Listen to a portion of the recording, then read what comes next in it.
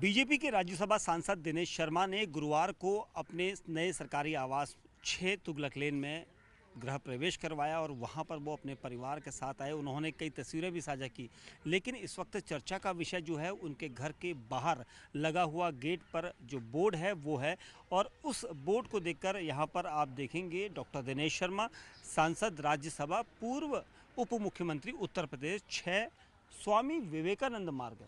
पहले ये 6 तुगलक लेन होता था, लेकिन यहाँ पर तुगलक लेन को छोटे शब्दों में लिखा गया, जबकि स्वामी विवेकानंद मार्ग को बड़े शब्दों में लिखा गया। खास बात यह है कि बीजेपी सांसद ने अपने घर के बाहर लगे इस नेम प्लेट में तुगलक लेन से पहले स्वामी विवेकानंद मार्ग लिखा है, जिसके बाद ये चर्चा में है।